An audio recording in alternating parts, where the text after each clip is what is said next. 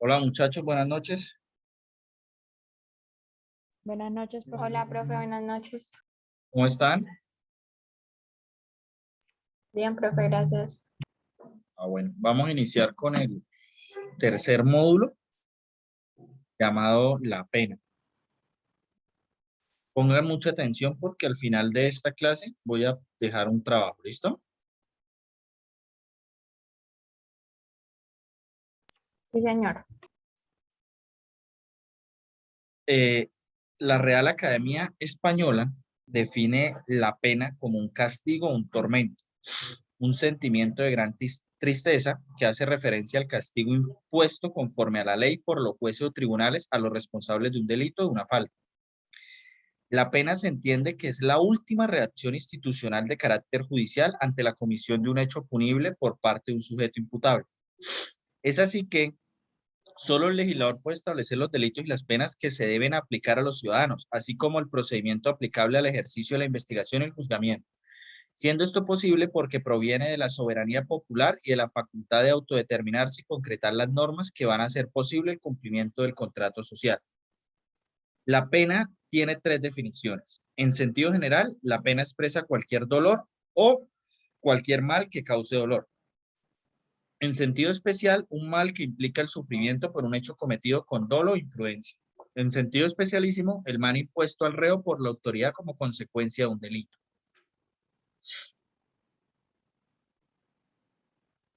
La primera manifestación que podemos hablar se dio en la antigüedad como una pena, era la venganza. El hombre, como consecuencia de haber sufrido o recibido un mal o un daño de parte de otro, cuando se ponía en peligro su supervivencia o el grupo, era el ofendido o su grupo familiar el que determinaba la forma en que ejercía la venganza conforme al daño sufrido. Las formas más usuales de ejecutar la venganza consistía en el maltrato corporal acompañado de mutilaciones, trabajo forzado, destierro y tortura. Sin embargo, como la venganza era desproporcional e indiscriminada, se dio origen a las instituciones del talión, la ley del talión y el compositio. ¿Alguien me puede decir por qué la venganza es desproporcionada?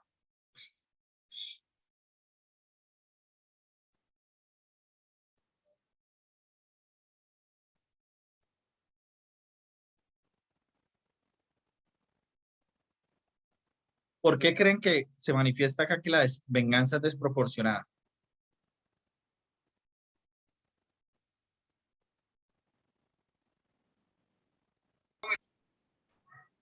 Porque nunca iba a ser como lo justo en la medida o algo así. Mayerly, si yo matara a tu hijo, ¿tú cuántas personas matarías de mi familia o a cuántas personas le harías daño?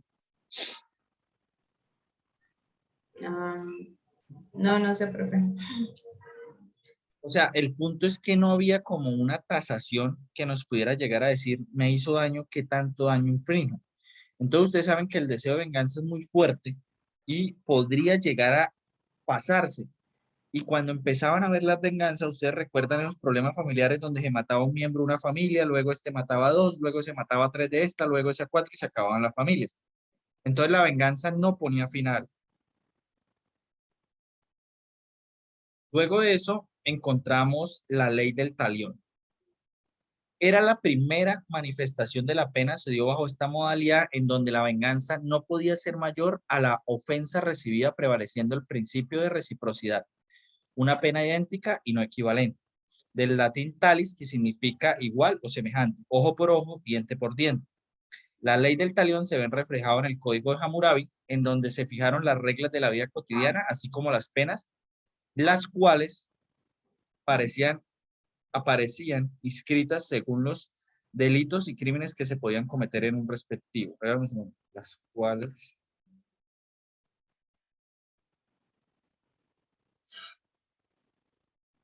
Castigo. El castigo dependía del tipo de víctima y delincuente. La ley no admitía excusa ni explicación al cometer errores. Este código se ponía a la vista de todos para que nadie pudiera alegar la ignorancia como pretexto. Sin embargo, para la época eran minoría los que sabían leer y escribir. Otro ejemplo de la ley del talión se vio en Roma con la institución de la ley de las 12 tablas, cuya tabla 12, perdón, octava, era la encargada de regular el derecho penal, donde se establecían los delitos y castigos producto de este. Este código tuvo aportaciones novedosas y reminiscencias primitivas. Algo particular en este código fue lo consagrado en la tabla novena, donde se establece la prohibición de concesión de privilegios, por lo que todos los ciudadanos son iguales ante la ley. Una pregunta, si uno mira la ley del talión, ¿cuál sería la diferencia más fuerte o más marcada que tenemos ahorita con el sistema penal colombiano y con el análisis que se hace de la Comisión de la Conducta y a quienes debemos aplicar las conductas punibles? ¿Cuál dirían ustedes que es la diferencia más marcada que tendría esa ley ojo por ojo, diente por diente al actual sistema penal colombiano?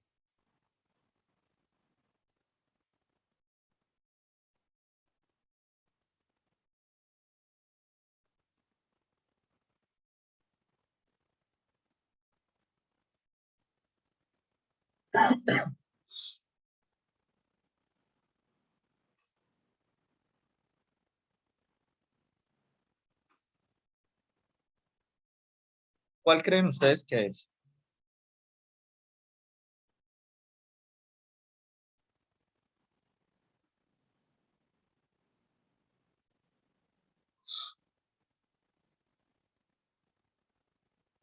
Tengo una pregunta. En lo que les acabo de leer, ¿ustedes creen que la conducta que se comete y se juzga bajo la ley del talión tiene presente si hay dolo, si hay culpa, le importa a la ley del talión las condiciones en las que se cometieron la conducta?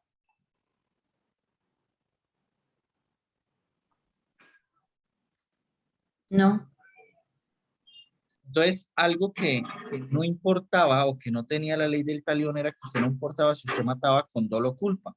¿Mató? Le sacó un ojo sin culpa, déjese sacar un ojo.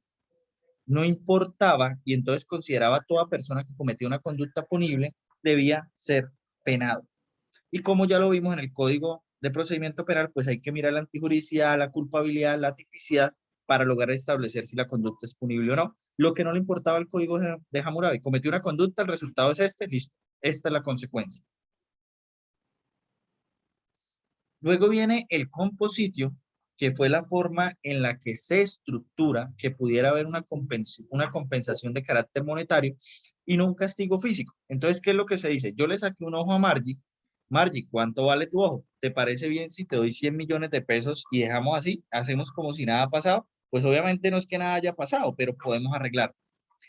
Entonces, esto era poder establecer con qué cantidad monetaria podía yo llegar a reparar a la víctima para que, pues en ese momento, la conducta no tuviera una pena que inmiscuyera mi integridad física. Uno de los problemas que trae el tema del compositio y establecer todo como un quantum es que quienes más iban a poder cometer conductas punibles entonces serían los ricos y sería muy difícil para una persona pobre zafarse de las consecuencias punibles en cuanto a la pena siendo pobre. Cualquier conducta recaería en él en una pena, pero en otro, en una forma de reparar o de compensar. ¿Sí vamos claros hasta ahí?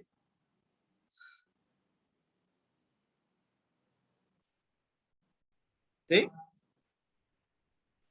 sí, señor. Luego, algo que todo el mundo llega y dice es que Colombia es un país de vivos, pero no, Europa es otro, perdón, Europa es el continente más vivos todavía del mundo, porque allá es donde se estableció la pena como fuente de explotación de los reclusos. Entonces, aparte de que el recluso es privado de su libertad, vamos a ponerlo a hacer trabajos forzados, vamos a ponerlo a que tale árboles, vamos a ponerlo a que cabe zanjas, vamos a ponerlo a que haga esto. La cárcel recibía, porque el trabajo de los presos sí era pagado lo que hacían, y la cárcel recibe el beneficio. Entonces, ¿qué se convirtió la pena? En una forma de esclavitud nuevamente, vamos a esclavizarlos. Cometieron una conducta punible, tenemos ahora la facultad de poderlos llegar a esclavizar.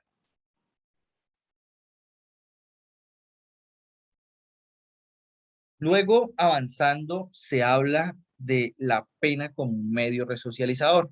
Este modelo aparece a finales del siglo XIX, entendiendo que la pena de prisión que se le impone al condenado será el medio para que se resocialice, reivindique y así pueda ser incluido de nuevo en la sociedad. Sin embargo, las múltiples dificultades del sistema penitenciario no permitían que ello incurriera y hiciera más difícil adaptar al infractor a la vida en sociedad. Eso no pasa. Usted en la cárcel se vuelve un experto, usted entra y va a salir mejor, ladrón o lo que haya entrado siendo. Entonces, aunque se hable en estos momentos de un medio resocializador, eso tampoco está. Y ahorita, en un momento tan avanzado de la historia como el que nos encontramos, todo el mundo diría, profe, pero es que ahorita todo está más avanzado. No, usted ahorita le quitan la libertad, pero antes había un poco de mejores condiciones. Por la cantidad de hacinamiento, usted vive hacinado, vive con problemas psicológicos. Ahorita con COVID no podían entrar las parejas a las cárceles. Muchas personas que eran heterosexuales empezaron a tener relaciones con el mismo sexo. O sea, hay muchos problemas que se crean ahí. El mínimo vital se ve afectado, la vida digna se ve afectada. Entonces, no solo la privación de la libertad, ahorita hay demasiados problemas en cuanto al tema penitenciario. Tipos de penas en Colombia. Luego de determinar que la conducta es típica, antijurídica y culpable, se debe establecer la pena misma que ya se encuentra positivizada. Esto es, se encuentra consagrada en cada artículo. De igual forma, la imposición de la pena debe obedecer a los principios de necesidad, proporcionalidad y razonabilidad. Penas principales.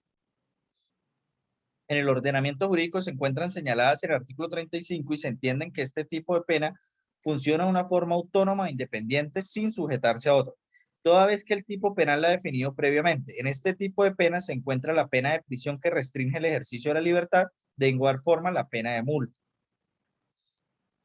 Entonces, tenemos como penas principales en Colombia la pena privativa de la libertad y la pena de multa. Hay unas penas sustitutivas que se encuentran señaladas en el artículo 36.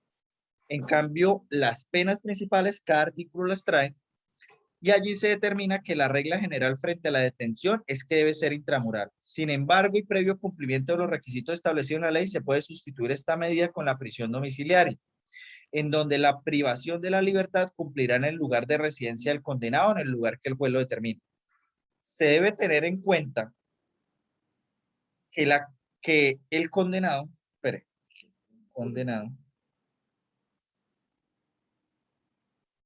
durante la ejecución de su condena tiene al alcance mecanismos para la sustitución de la pena, tales como la solicitud de libertad condicional, suspensión condicional de la ejecución de la pena, vigilancia electrónica, prisión domiciliaria, detención hospitalaria, por nombrar algunos. ¿Cuál es la diferencia entre una detención domiciliaria y la prisión domiciliaria?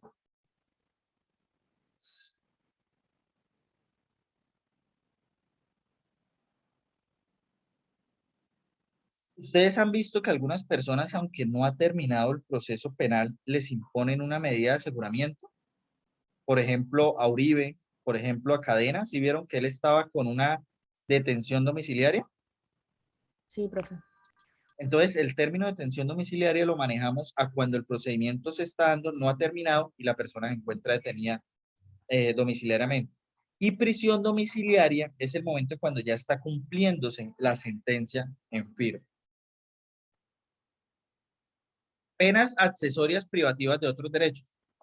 Frente a este tipo de penas, se encuentran taxativas en el artículo 43, que incluye, entre otras, la inhabilitación para el ejercicio de derechos y funciones públicas, la pérdida del empleo o cargo público, la privación del derecho a conducir vehículos automotores, la expulsión del territorio nacional para los extranjeros. Entonces, por ejemplo, usted accidenta a alguien con su vehículo, lesiones personales culposas, y aparte de que lo condenan a multa, a privativa de la libertad, le imponen la sanción de que por el mismo tiempo que usted va a estar privado de la libertad, no podrá manejar vehículos.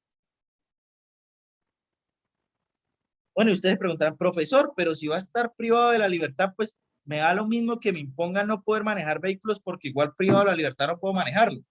Pues no, porque las penas de las lesiones personales culposas son muy bajas, y aunque lo condenan a usted a 2 o 3 años de prisión, van a ser afuera, las va a pagar en la calle por una figura que se llama suspensión de ejecución de la pena.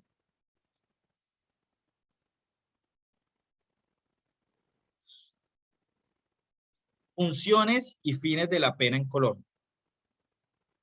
Hay una teoría relativa y una teoría absoluta.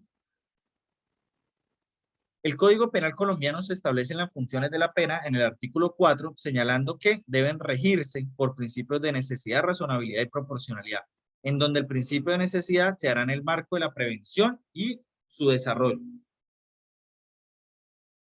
Las funciones que debe cumplir la pena según la Corte Constitucional son la de prevención general como función general, en donde queda demostrada que no siempre la condena debe corresponder a la privación de la libertad del individuo. La retribución justa, en donde la condena impuesta a una persona infractora de la ley penal sea equivalente al daño que causó. La prevención especial, que busca prevenir que el condenado reincida en el mismo delito, y la reinserción, que busca que esta persona vuelva a la sociedad.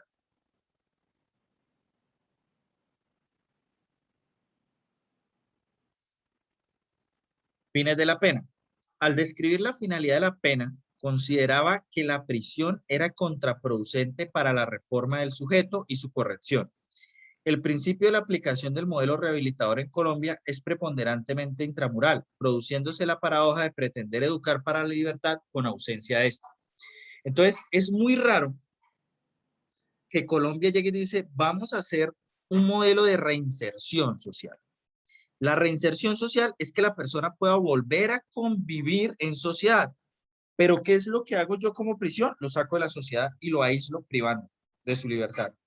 Entonces es lo que habla acá, se crea una paradoja. ¿Cómo educo a una persona para que sea libre? Sí, le voy a quitar su libertad.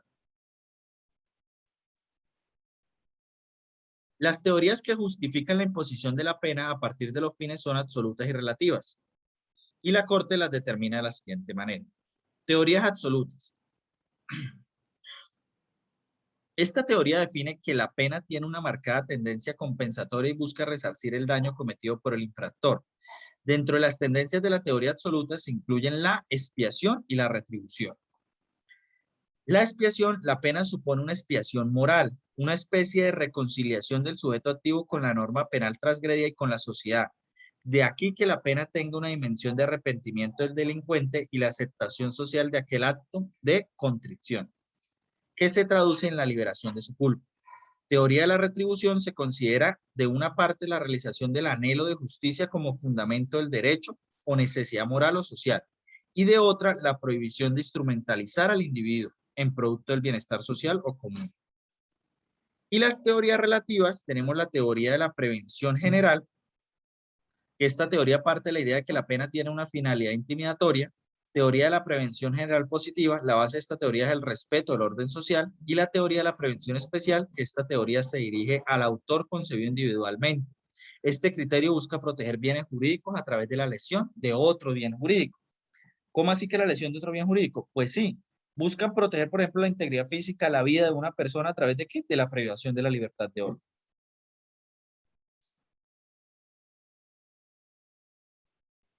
Principio de proporcionalidad.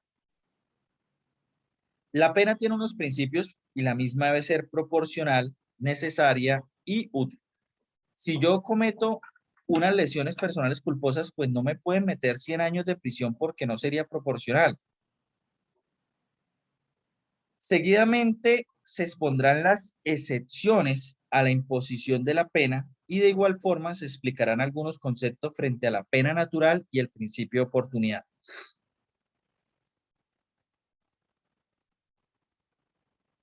Imposición de la pena. La pena, para ser legítima en un Estado democrático, debe ser definida por la ley y esta debe ser necesariamente justa, lo que significa que en ningún caso se podrán imponer penas desproporcionadas, innecesarias o inútiles.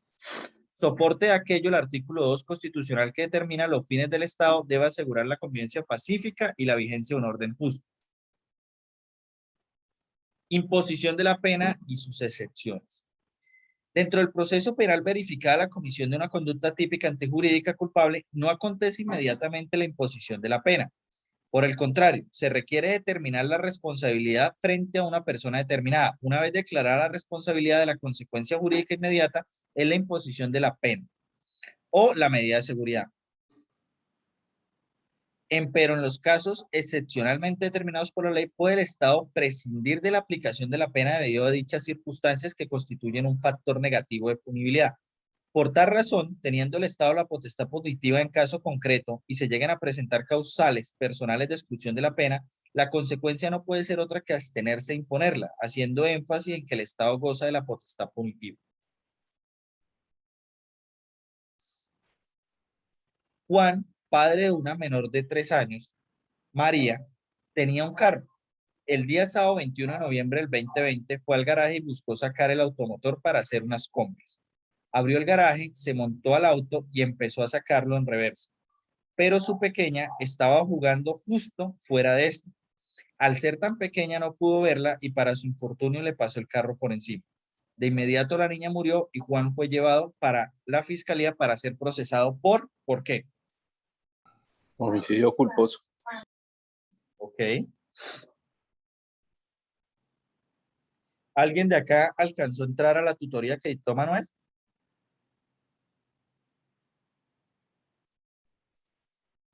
Sí, señor. Leslie, ¿qué pasa acá en este caso con lo que explicó Manuel?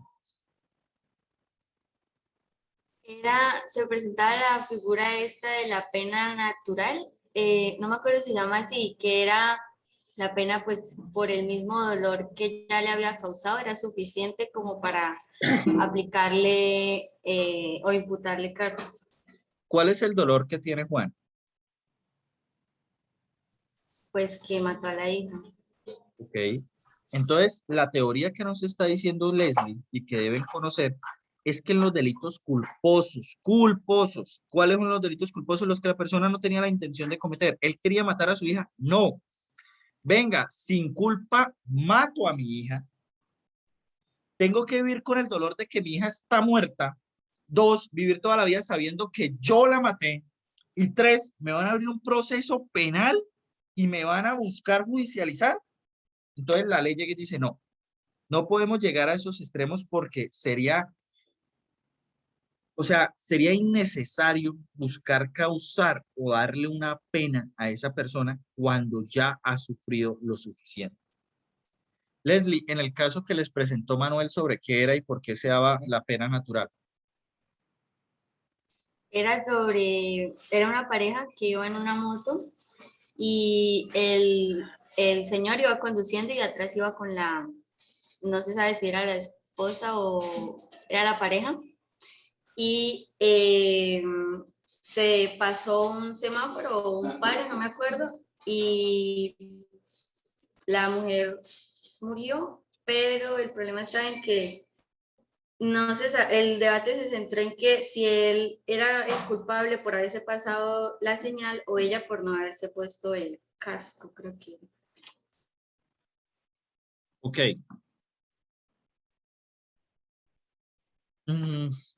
Habían varios debates porque primero fue el juez de primera instancia, luego el tribunal y luego fue a la corte en casación. El juez de primera instancia absuelven porque dice algo como, bueno, no podemos saber si ella lleva el casco puesto, todo eso. ¿Sí? No, tenemos dudas. Entonces el juez decide absolver. Cuando llega al tribunal, el tribunal dice, espere, la teoría que usted aplicó podía darse en otro caso, pero no en el automotor y más que él fuera manejando. Porque si yo voy manejando una moto, mi novia va atrás, yo tengo la posición de garante en razón de mi novia toda vez que yo soy el que voy manejando. Como tengo posición de garante, no puedo alegar que fue una culpa de la víctima que sufriera ese accidente cuando yo soy el garante de ella, ¿sí? Entonces, ¿qué tal yo esté cuidando a mi hijo? O bueno, alguno de ustedes me deje cuidando a su niño, yo le digo que sí, y le digo no se meta a la piscina y me voy, y él se mete a la piscina y se ahoga, entonces yo no tengo posición de garante. No, o sea, la posición de garante no podía llegar a excluirse. Entonces lo que llega y dice el tribunal es no, tenga, lo condena. Pero luego llega la corte y la corte hace un análisis mucho más grande y dice, esperen, es que se logró probar, no sé dónde lo encontraron, pero se logró probar que ellos eran compañeros. Él ya sufrió lo suficiente por ella. Pena natural, sí, condenémoslo a tanto, pero no tiene que pagar la pena. Es una excepción para que la cumpla.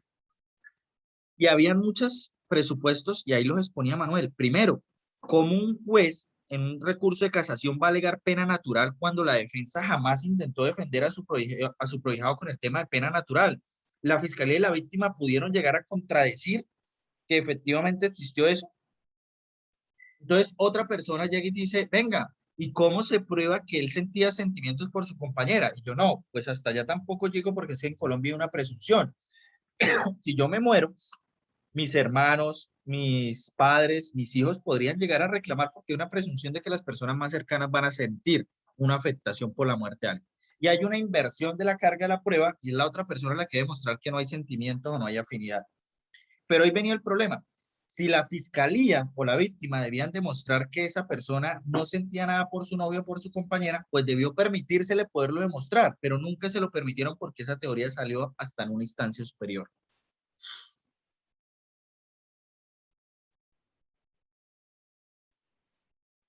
Coronario lo anterior y teniendo en cuenta el artículo 34 del Código Penal, que señala, en los eventos de delitos culposos o con penas no privativas de la libertad, cuando las consecuencias de la conducta han alcanzado exclusivamente al autor, ascendientes, mis padres, descendientes, mis hijos o sobrinos, ascendientes, mis padres o abuelos, cónyuges, mi compañera, compañero permanente, mis hermanos, adoptante o adoptivo, mi hijo adoptante, mi hijo adoptivo, mi padre adoptante, mi padre adoptivo, o pariente hasta el segundo grado de afinidad.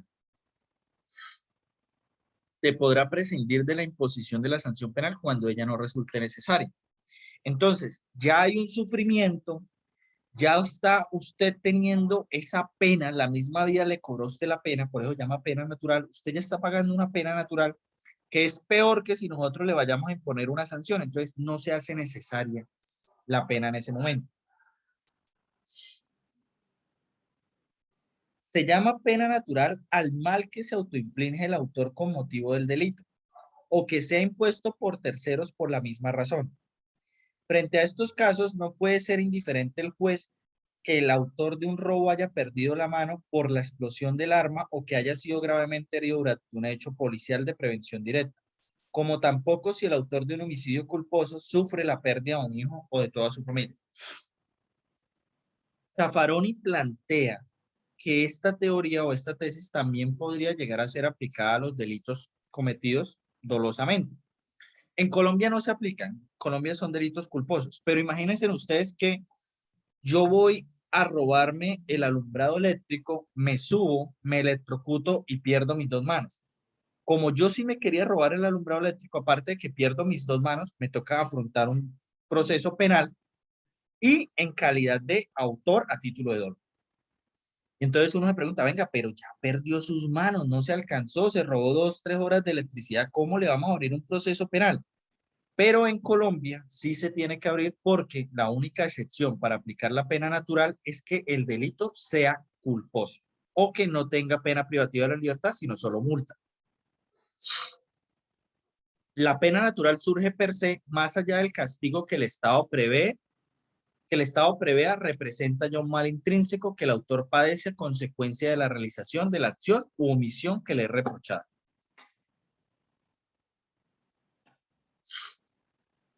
En similar sentido, Jacob señala que en gran parte de los casos en que podemos apreciar una pena natural, la pena es innecesaria. Un ciudadano que quita la vida a otro por falta de cuidado frecuentemente sufrirá más por el hecho que por la pena que le corresponde. Entonces, él manifiesta que se debería aplicar a otros escenarios. Por ejemplo, el tema de yo dejar la maceta en el segundo piso, que se caiga y mate a alguien, ni siquiera me deberían llevar por el tipo penal de homicidio culposo, sino que me tendrían que llevar dentro de esa instancia a aplicarme la pena natural porque ya bastante sufro yo con haber causado la muerte de otra persona y con tener que cargar que maté a otra persona toda mi vida. La pena natural está limitada a la codificación penal como supuesto de aplicación del principio de oportunidad, a los casos en que el imputado ha sufrido, a consecuencia de la acción delictiva, daño físico o moral grave que haga desproporcionada la aplicación de una sanción o implique desconocimiento del principio de humanización de la sanción. Cuando la culpabilidad del autor ha sido compensada por las graves consecuencias del hecho, que para él tienen efectos similares a una pena y porque, por otro lado, por dicha razón, no se reconoce ninguna necesidad preventiva. Si yo mato a una persona con culpa, pues ¿qué deben prevenir? No soy un asesino, soy un incompetente, negligente, de pronto torpe, pero no soy un asesino que merezca estar recluido para prevenir.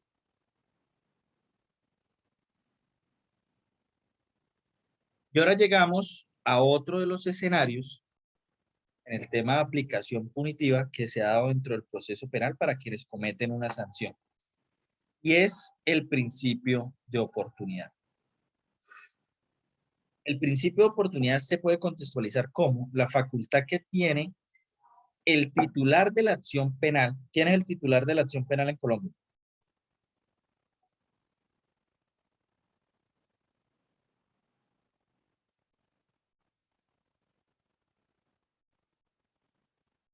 ¿Quién es el titular de la acción penal en Colombia?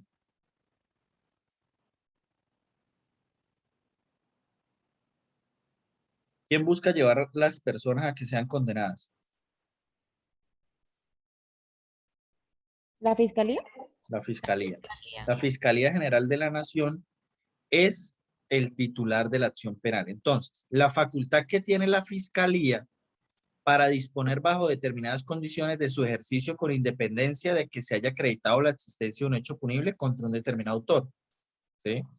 Igualmente se define el principio de oportunidad como aquel que trata de establecer reglas claras para prescindir de la acusación penal frente a casos en los cuales ordinariamente debería acusarse.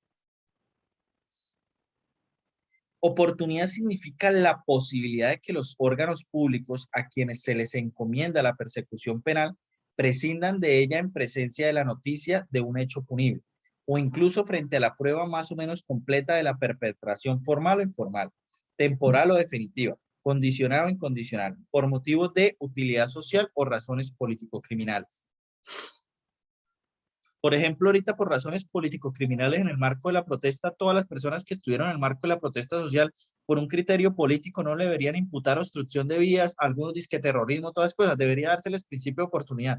Y esto por una razón social o político-criminal.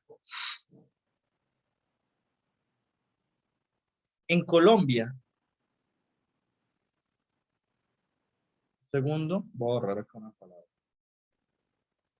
En Colombia, la normativa procesal penal se establece el principio de oportunidad como la facultad extraordinaria de la Fiscalía General de la Nación para, con fundamento en las causales taxativas de la ley, no obstante que exista fundamento para la persecución penal, poder suspenderla, interrumpirla o renunciar a ella. La Fiscalía, en razón del principio de oportunidad, puede llegar a solicitar primero la suspensión de seguir con el proceso, suspenderlo por un tiempo.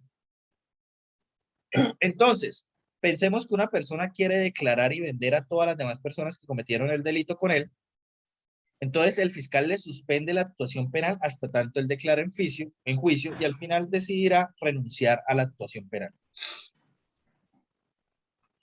El principio de oportunidad se aplicará cuando el imputado o acusado, hasta antes de iniciarse la audiencia de juzgamiento, haya sufrido a consecuencia de la conducta culposa daño físico moral grave y se haga desproporcionada la aplicación. Esto como causal de la pena moral. Perdón, pena natural. La aplicación del principio de oportunidad con ocasiones de la causal 6 tiene 3 requisitos a decir. Primero, que se trate de una conducta culposa. Frente a determinar la conducta se debe tener presente que efectivamente el delito sea culposo. Sin embargo, se debe apoyar en el cumplimiento de los demás requisitos. Que el imputado haya sufrido daño físico o moral grave, frente a este requisito se debe demostrar el daño físico o moral.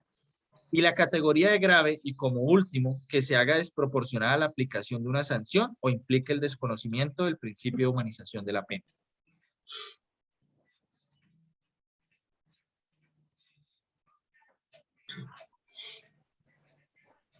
Algunos ejemplos. La mujer que aborta en extraordinarias condiciones anormales de motivación. ¿Sí? Un conductor en estado de embriaguez que produce la muerte imprudentemente del padre y la novia, de su padre y de su propia novia. Recuerden que esta teoría ya empieza a manejar el calificativo de dolo eventual, ¿no? Una madre mata a su hijo en el curso de una grave depresión reactiva. La menor que, durmiendo en casa durante la noche, se deja allí por su madre mientras ésta va a comprar, despertándose la menor en la noche y cayendo por el balcón del edificio hacia el asfalto. El ladrón que, saliendo por la ventana del departamento con el botín, cae al suelo quedando parapléjico o con algún problema físico. Pero recuerden que esta causal que tenemos acá no podría aplicarse en Colombia porque el ladrón ya le estamos dando a entender que iba a hurtar y por lo tanto la conducta es dolosa. No podría entrar. Un conductor que por su culpa ocasiona la colisión en donde sufre lesiones graves y fallece la persona que lo acompañaba. No sé quién lo acompañaba. Y recuerden que en Colombia se establecen los roles de quién debía acompañar. El sujeto que huyendo de una persecución policial recibe un disparo de la policía que le provoca severas lesiones. Este para mí sí, si el delito por el que está huyendo fue de manera culposa. Ahora bien, se debe tener en cuenta que las conductas punibles culposas suelen generar angustia y dolor en el sujeto activo, pues precisamente este nunca ha buscado que se cometa esa conducta. ¿Tendría sentido que el Estado bajo su potestad punitiva llegara a imponer la pena correspondiente a cada una de las conductas descritas en los ejemplos anteriores? De llegarse a imponer, ¿se estaría cumpliendo con los fines y funciones de la pena? ¿Qué opinan?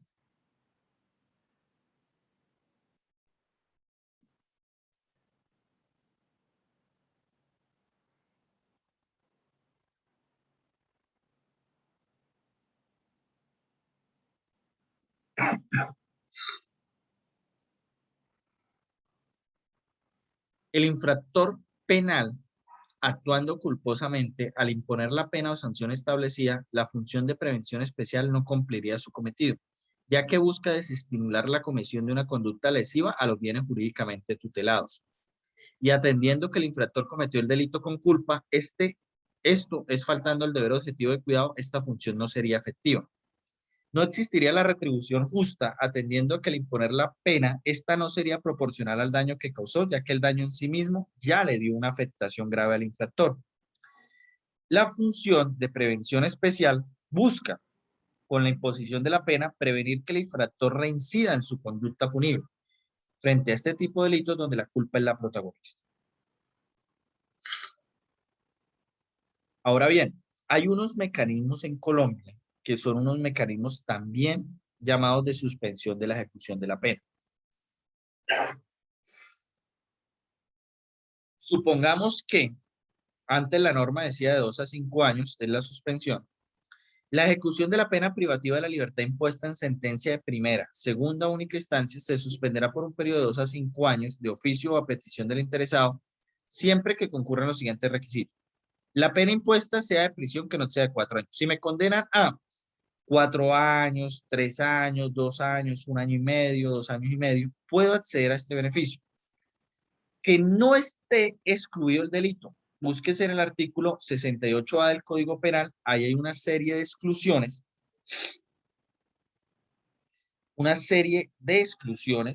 dentro de ese Código Penal donde nos dice qué delitos no se puede otorgar. Entonces, hay delitos que pueden tener una pena muy baja, pero son muy graves. Entonces, no se les va a conceder este beneficio.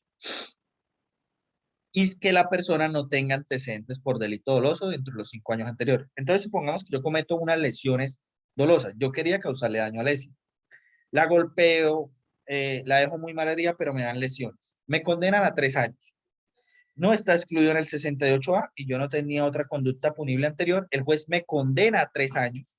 La condena está, lo condeno, pero le suspendo la ejecución de la pena. No lo voy a mandar intramural, váyase a la calle, libre, firme un acta de compromiso, firme unos compromisos y con eso usted puede quedar en libertad. Entonces, esa es otra forma de humanización. Imagínense, en Colombia la mayoría de delitos se van en suspensión de la ejecución de la pena y así las cárceles están llenas. Libertad condicional. A usted lo pueden condenar a 50 años de prisión, pero cuando usted cumple 30 años, que serían las 3/5 partes de lo que está acá, aparte de eso tiene un buen desempeño y un comportamiento bueno, y usted demuestra un arraigo familiar y social, le dan la libertad condicional. Entonces tenemos casi que por regla, usted va a terminar pagando, si se porta bien, las 3/5 partes de la pena a lo que lo condena. Hay una exclusión de beneficios y subrogados penales para toda esta cantidad de delitos. Entonces, no se podrían entregar los que les he mencionado. Entonces, esos son para los delitos, por decirlo así, más leves. La prisión domiciliaria también se puede dar. Entonces, me condenan a 7 años de prisión. La prisión domiciliaria tiene estos requisitos. 8 años, que no sea 8 años, que no esté excluido otra vez en el artículo 68A y que se demuestre arraigo familiar y social.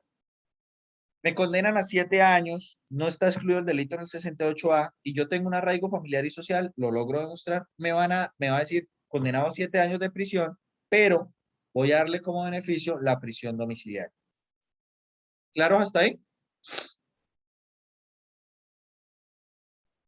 Hagan preguntas, que ahora sí viene el trabajo que vamos a dejar para la otra semana. Profe, y entonces el caso ese que hace poco estuvo tan polémico de persona que había agredido a su pareja sentimental que le dieron prisión domiciliaria. Nombre, Ah, no, no me acuerdo. Porque estaba leyendo el 68 y ahí dice que los de delitos contra de los bienes protegidos por el derecho internacional humanitario. no, y Pero la entonces, violencia intrafamiliar está excluida.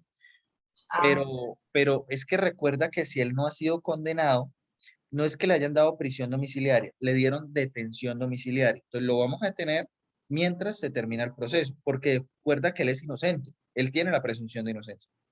Él es inocente hasta que no se demuestre en juicio.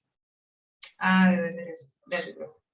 Entonces eso era lo que le explicaba antes. Una cosa es la detención domiciliaria para una medida mientras lleva el proceso, que sí la pueden dar domiciliaria, y otra cosa es que le den la prisión domiciliaria ya una vez condenado. Ahí sí hay una exclusión directa para poder dar ese beneficio. ¿Sí, Mayerly? Sí, profe, gracias.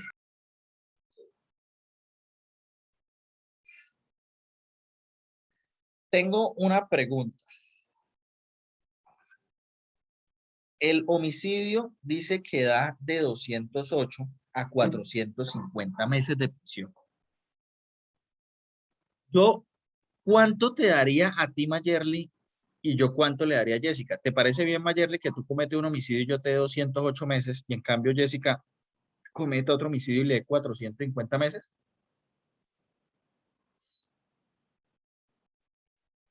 ¿Les parece que eso sería justo? Pero como cada caso es diferente en el sentido de los antecedentes y de las Entonces, circunstancias. Jessica, entonces hay que entender por qué a una persona le voy a dar más pena y por qué a otra no le voy a dar más pena. Para eso el legislador dice que cada tipo penal debe moverse en cuartos. Como lo ven ustedes, arriba hay unos numeritos, pero abajo hay 4 cuartos, que son los cuadrados más grandes. Entonces él dice, usted debe sacar los cuartos. Coge la pena mínima y coge la pena máxima, le resta la pena máxima, la pena mínima. Me quedan 242. Y a esa pena de 242 la divide en 4. Y eso me va a dar de cuántos son los cuartos. Entonces, el primer cuarto sería de 208, le sumo 60.5, que suman cada cuarto, me daría 268.5. Le sumo 60.5, me daría 329, le sumo 60.5, 389.5, le sumo 60.5, 450. Y el juez dice, si tiene circunstancias de menor punibilidad, me muevo en el cuarto mínimo. Si tiene circunstancias de menor punibilidad y mayor punibilidad, me muevo en el cuarto medio. Si tiene más circunstancias de mayor punibilidad que menor punibilidad, me muevo en este cuarto. Y si tiene circunstancias de mayor punibilidad solo, me muevo en el último cuarto. Pero, profesor, ¿dónde encuentro las circunstancias de mayor y menor punibilidad? Déjenme, abro el Código Penal.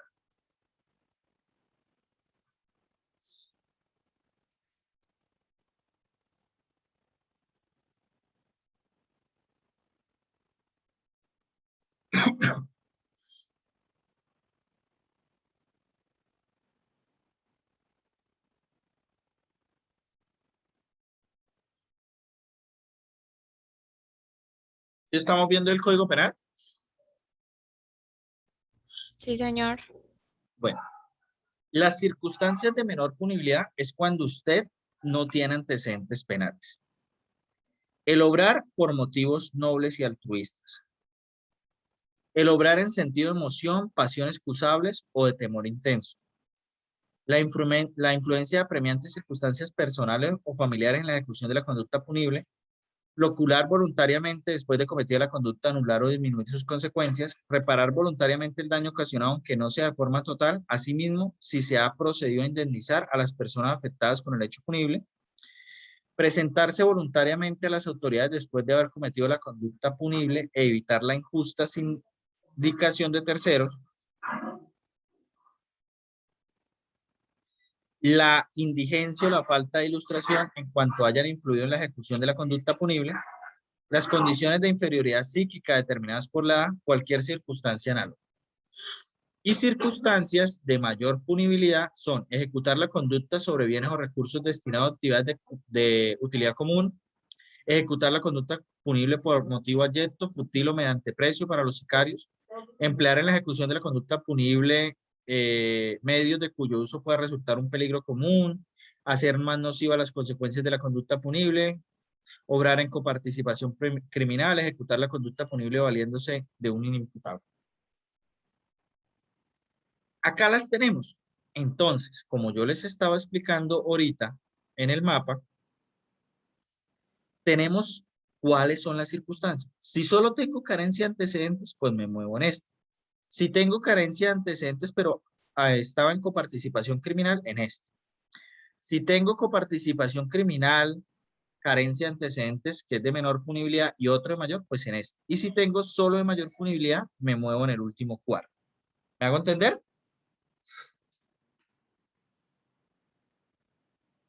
¿Sí me hago entender? Sí, señor. Ahora, Profe, pero el segundo y el tercero no estarían en las mismas, con circunstancias de menor y mayor punibilidad. sí, pero este te digo cuando las circunstancias de menor y mayor suman lo mismo. Tengo una de menor y tengo una de mayor, 1 y 1, 0. El segundo, que es el de acá, es cuando tengo 2 de mayor y una de menor. Entonces, hay más de mayor que de menor, ¿sí? Ah, ok. No, profe, ¿será que puedo volver a explicar eso? Sí. El primero es cuando tengo circunstancias de menor punibilidad. El segundo, cuando tengo la misma cantidad de mayor que de menor, la misma cantidad. El tercero, cuando tengo más de mayor que de menor. Y el último, cuando tengo solo circunstancias de mayor punibilidad. ¿Claros?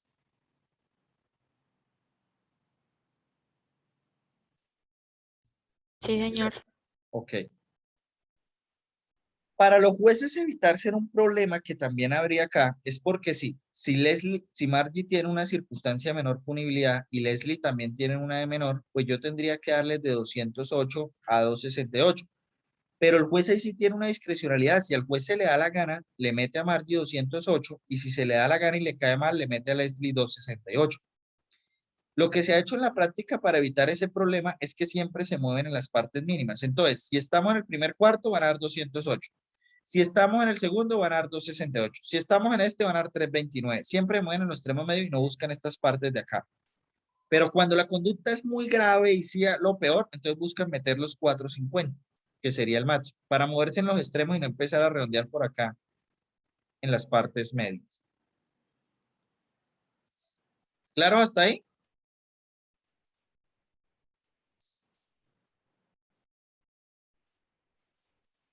Sí, señor. Hay otras dos cosas muy importantes para el tema de la pena. Artículo 56. El que realice la conducta punible bajo influencia de profundas situaciones de marginalidad, ignorancia, pobreza extrema, cuando haya influido directamente en la ejecución de la conducta punible y no tenga la entidad suficiente para excluir la responsabilidad, incurrirá en pena no mayor de la mitad del máximo, ni menor de la sexta parte del mínimo de la señalada en la respectiva disposición. Esto es conocido como marginalidad. Para aquellas personas que no son ilustradas, que han sido muy pobres, la indigencia, quienes cometen conductas punibles, por ejemplo, en la indigencia, aunque la pena sea, por ejemplo, de 20 años, le pueden hacer una rebaja de hasta una sexta parte en razón a esas condiciones personales. Y también el artículo 57 hace esa rebaja de no menor de una sexta parte cuando uno actúa con ira e intenso dolor. A mí me matan a mi hijo, yo cojo y le meto 5 tiros al que lo mató, no me van a excusar de la pena, pues tendré que pagar los 17 años, pero me la rebajan a una sexta parte, por ahí a 2, 3 años, en razón a que actúe bajo una circunstancia emocional, que es ira o intenso dolor. ¿Usted es un asesino? Sí. ¿Pero bajo qué circunstancia usted es un asesino? Cuando me maten a un hijo. Cuando me maten a un hijo, soy un asesino. Entonces, eso lo entiende la norma y dice, bueno, quien actúa bajo esas circunstancias de ira o intenso dolor, no podemos decir que como tal es una persona que vaya a delinquir de manera seguida, sino es una persona que delinquió por esa circunstancia. ¿Cuál circunstancia? El haber actuado en estado de ira o intenso dolor. ¿Me hago entender? Sí, señor. Ahora vamos a mirar nuevamente las diapositivas para entender el tema de los cuartos. Cuando yo hablo de homicidio, lo que vuelvo y les digo, para saber cuáles son los cuartos, cojo la parte mayor de la pena, 450, le resto 208, me quedan 242, y a eso lo divido en 4 para saber cuánto hay que sumarle a cada cuarto. Inicio con 208 y pongo en el otro extremo 450, que son los extremos que me trae la norma. Y al 208 le sumo 60.5 a lo que me dé 60.5, al 329 60.5, y así voy a llegar al 450 y saco los 4 cuartos que tengo acá abajo. Los 4. Vamos a hacerlo con otra norma. Circunstancia de agravación. El homicidio es agravado. Cuando es agravado, la conducta parte de 400 a 600 meses.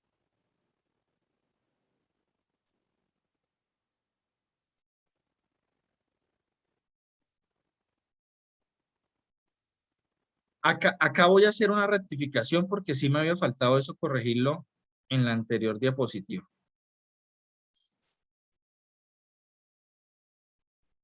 De 400 a 600 meses. Pero acá es cuando el artículo con atenuantes, solo tiene atenuantes. Este es con atenuantes y agravantes, pero con la misma cantidad y se restan. Este es con solo agravantes y este es con más de un agravante punitivo, que sería el último cuarto, para que lo tengan presente ahí. El primero atenuantes, el segundo atenuantes y agravantes, el tercero solo circunstancias de agravación y el último más de una circunstancia de agravación. ¿Cómo saco los cuartos? 600 menos 400, 200. Divido 200 en 4, quiere decir que cada cuarto va a empezar a subir 50. 4 a 450, 450 a 500, 500 a 550 y 550 a 600. Esos serían los cuartos. Ahora vamos a buscar un artículo del Código Penal para hacer de nuevo la explicación. Y vamos a decir en esa explicación que la persona actuó con ira o intenso dolor.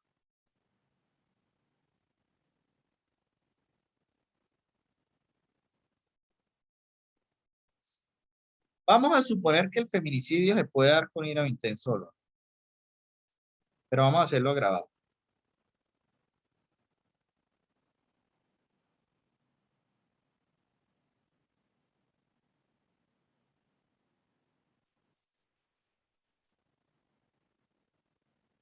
Bueno. Me dice entonces el feminicidio agravado que parte de una pena de 500 a 600. 500 menos 600 me da 100. 100 dividido en 4 me da 25. Cada cuarto es 25. Entonces, inicio con el mínimo, 500. El siguiente cuarto va a ser 500 más 25, 525. El que sigue más 25, 550. El que sigue más 25, 575. Y el que sigue, 600. Profe, pero es que usted me dijo que actuó en ira o intenso dolor. Por lo tanto, si actuó en estado de ira o intenso dolor, la norma me dice que se rebaja una sexta parte, a una sexta parte. La sexta parte de 600. Espérenme, no, espérenme. Espérenme, la leo bien. Ira o intenso dolor. El que realice la conducta punible en estado de ira o intenso dolor causados por comportamiento ajeno grave e injustificado incurrirá en pena no menor de la sexta parte del mínimo ni mayor de la mitad del máximo. Entonces, mayor de la mitad del máximo. El máximo es 600, la mitad serían 300. Y la sexta parte de 500, ¿alguien puede dividir 500 en 6? 83.33. 83.33. Entonces, cuando se actúa en ira intenso dolor, el juez tiene que variar esa sexta parte y no quedaría de 500 a 600, sino 83.33 a 300. Ahora, sigue ahí con la calculadora, por favor. 300 menos 83.33. 216.67. Dividido en 4. 54.17.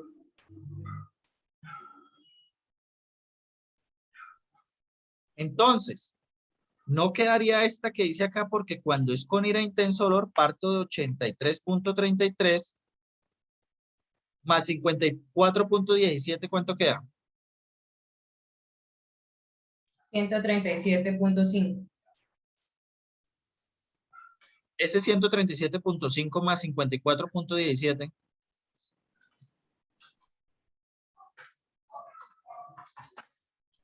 191.67. Más 54.17. 245.84. Y ya al final pues me queda lo mismo, 300. Con ira o intenso dolor, el feminicidio agravado, si es normal, sería de 500 y estos serían los cuartos en los que me muevo. Pero si el feminicidio tiene una causal de ira o intenso dolor, me moveré de 83 a 300 y estos serán los cuartos. ¿Alguna pregunta?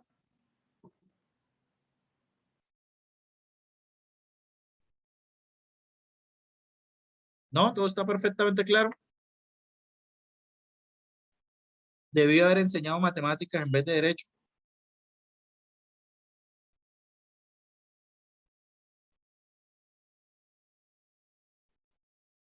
Profe, qué pena, podemos hacer el repaso, no de todo, sino en la parte donde usted leyó que tuviese, que se lo validaran con ira, intenso dolor, para entender acá un poquito.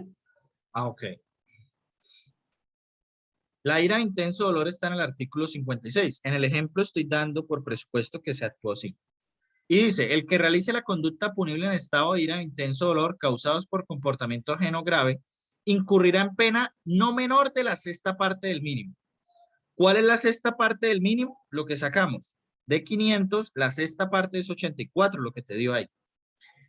Ni mayor de la mitad del máximo. Es lo que nos está diciendo acá. El máximo, réstele a la mitad, de 600, 300. Y ahí es que saco los extremos. ¿Sí?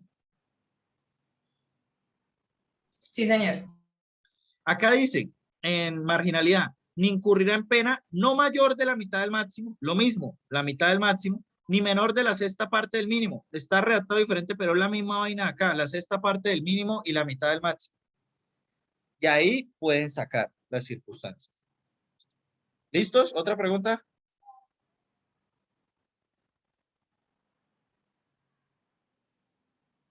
Lo que vamos a hacer acá es sacar cuartos punitivos.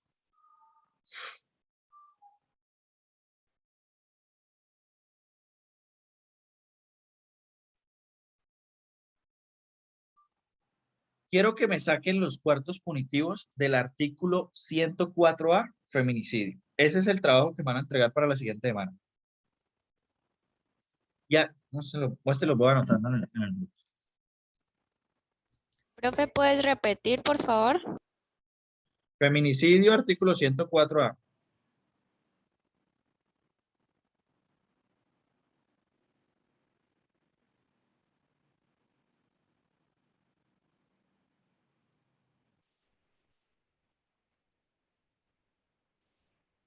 No agravado, les dije solo feminicidio.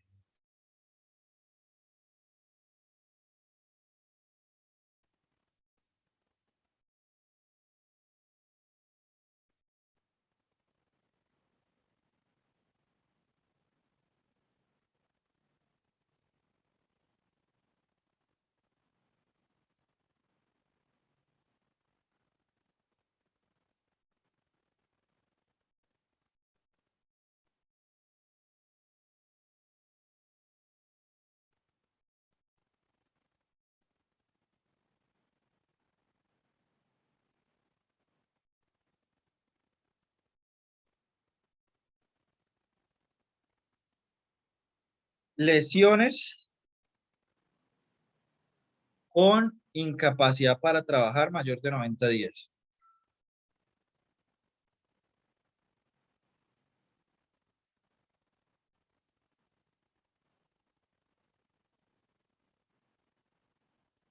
Artículo 111 y 112.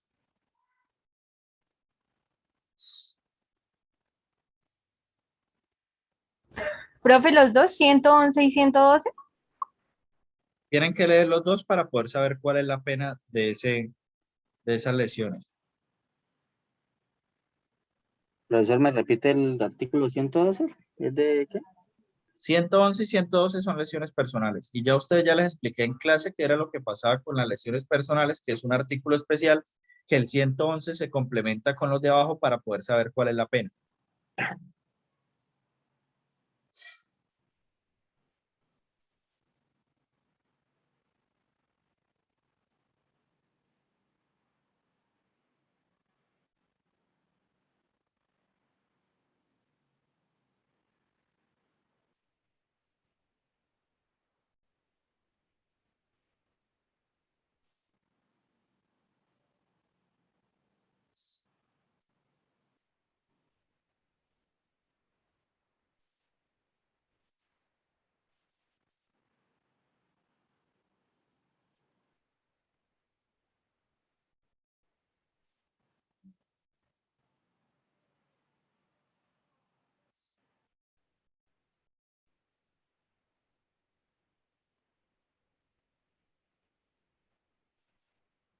Desaparición forzada agravada.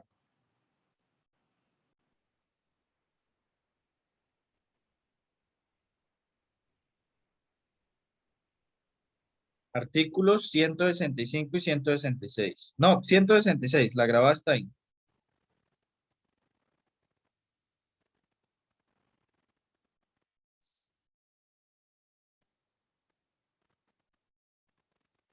Desaparición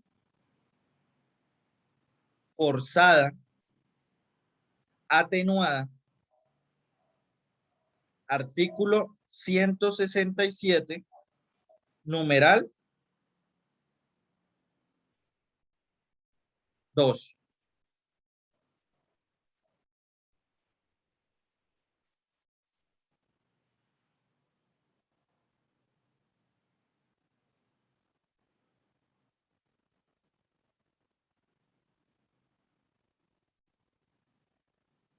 Tortura. Artículo 178, realizada en condiciones de ira e intenso dolor.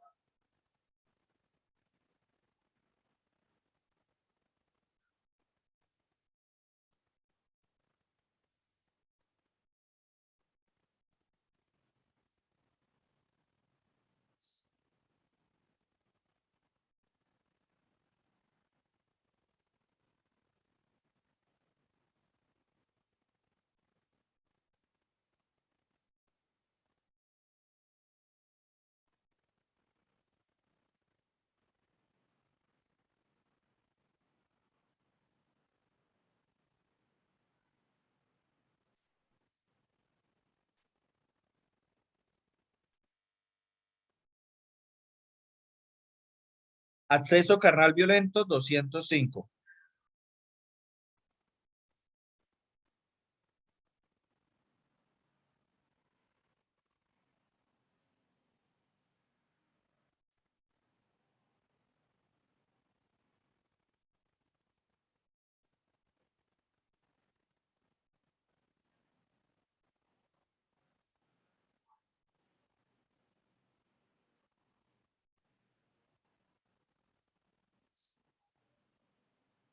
Acceso carnal violento agravado. Artículo 211. Y obviamente deben leer, porque acá no les da la pena una vez, tienen que leer el 205 para sacarlo. Acceso carnal violento agravado deben leer 205 y 211.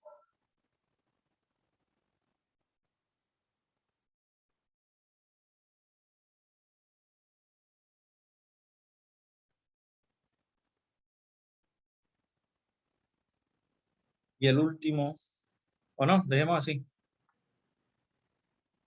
¿Preguntas, dudas?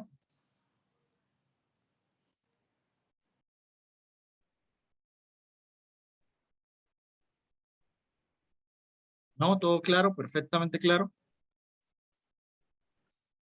Profe, ¿en cuál ¿En cuál En el 4 la pena.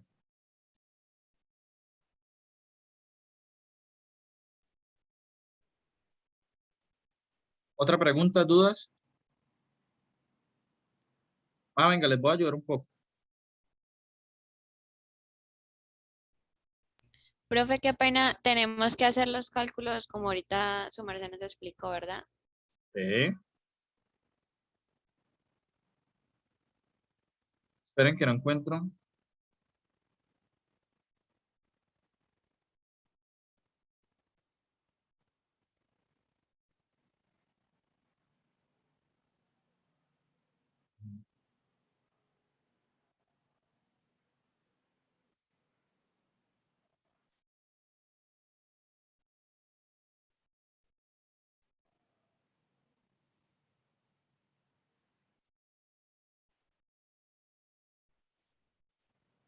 Miren, por ejemplo, acá en el que dice el agravante,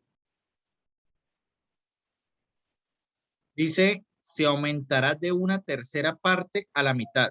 La tercera parte se la aumentan al mínimo del delito y la mitad al máximo, para que lo tengan presente. La tercera parte al mínimo y la mitad al máximo. Por eso tienen que leerse cuál es el mínimo del acceso carnal y cuál es el máximo para meterle una tercera parte acá y la mitad acá.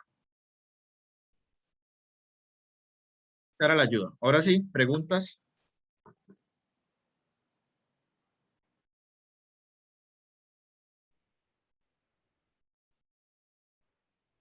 En serio, estoy sorprendido. ¿Debo dejar el derecho y empezar a enseñar matemáticas? Leslie, otro ejemplo, a ver.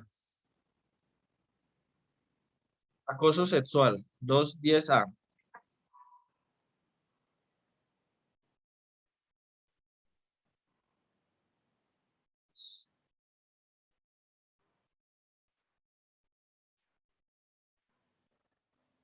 Dos diez a un año. Pues obviamente si me lo dan en años, pues me toca pasarlo a meses, ¿no? 36 meses menos 12 es igual a 24. 24 dividido en 4 para sacar los cuartos es igual a 6. Los cuartos de este tipo penal serían un año, 12 meses, más 6, 18, más 6, 24, más 6, 30, más 6, 36. Estos serían los cuartos de la conducta punible que tenemos acá en este momento, que sería acoso sexual. ¿Claro, Leslie? ¿Para cuándo es? Sí, profe. Bueno, ¿para cuándo es? Pregunta Joan Picón, para más tardar el otro domingo a las 12 de la noche.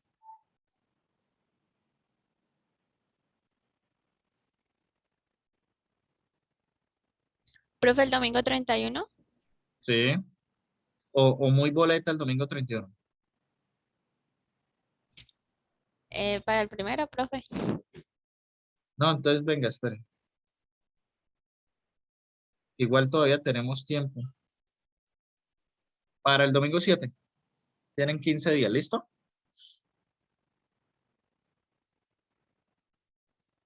¿Sí? Listo, profe, sí. Bueno. Profe, los cálculos los podemos hacer así como usted nos estaba mostrando en el Word. Sí, pueden hacerlo en Word o en unas plantillas de PowerPoint, pero obviamente háganlo bien ordenadito y bonito, ¿listo? Listo, profe, es individual, ¿verdad? Sí, señora. No vayan a hacer lo que hizo otro curso que se empezaron a copiar y lo peor le copiaron a alguien que estaba mal y 10 personas cometieron el mismo error. O sea, eso es imposible. Nadie suma tan mal. No hay, pueden haber 10 personas que sumen tan mal. Entonces tengan cuidado con eso. Chao, muchachos. Listo, profe, gracias, que descanse. Hasta luego, profe, gracias. Bueno, chao. Hasta luego, profe. Gracias. Hasta luego.